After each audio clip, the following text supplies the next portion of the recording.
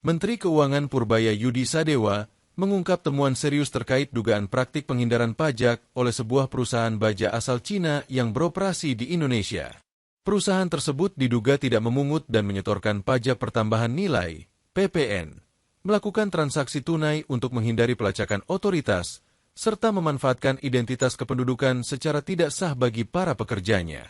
Praktik ini dinilai berpotensi menimbulkan kerugian negara dalam jumlah besar. Pernyataan itu disampaikan Purbaya seusai menghadiri konferensi pers APBN Kita di kantor Kementerian Keuangan, Kamis, 8 Januari 2026.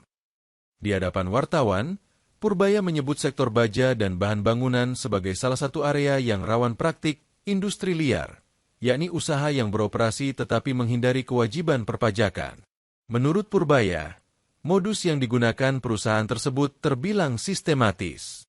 Selain menghindari mekanisme administrasi perpajakan, transaksi penjualan disebut lebih banyak dilakukan secara tunai agar tidak tercatat dalam sistem perbankan. Pola ini menyulitkan pengawasan sekaligus memperbesar potensi kebocoran penerimaan negara.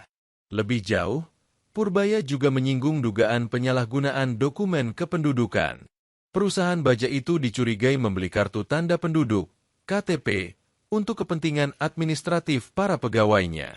Jika terbukti, praktik tersebut tidak hanya melanggar aturan perpajakan, tetapi juga hukum kependudukan dan ketenagakerjaan. Kementerian Keuangan, kata Purbaya, tidak akan tinggal diam. Ia menegaskan komitmennya untuk menindak tegas perusahaan-perusahaan yang menghindari pajak, termasuk melalui langkah penegakan hukum yang cepat dan terukur. Tahu, pajak juga di banyak industri-industri liar yang nggak kena pajak. Ada yang saya tahu baja dan batak apa?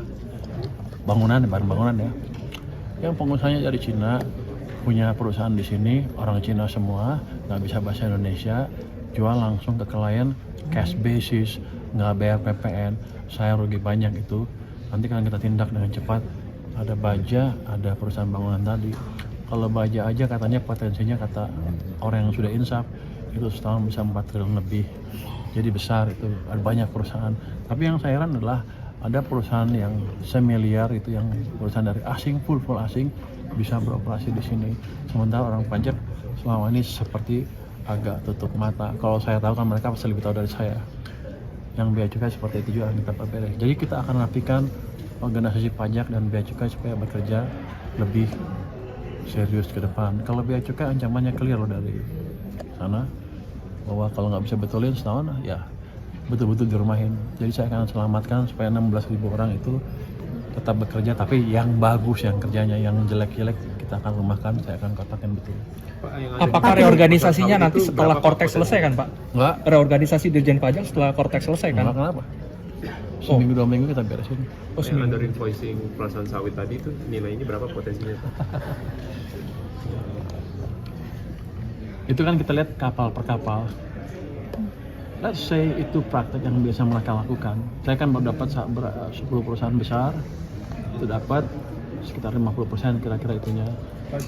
Kalau pukul rata ya kira-kira yang total ekspor mereka yang diakui lah separuhnya.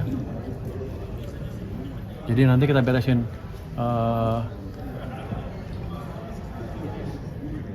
mungkin kalau saya nggak tahu level pendidikannya seperti apa, tapi yang jelas kita akan kasih message ke mereka ke depan nggak bisa begitu lagi kita sikat perusahaan-perusahaannya. Saya nggak peduli.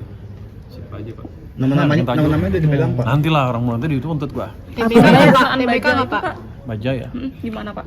Ya, baja ada perusahaan baja Cina loh, di sini loh, operasi di sini loh. Namanya mungkin mereka beli KTP tapi dia nggak bayar PPN. Jangan lupa subscribe ya.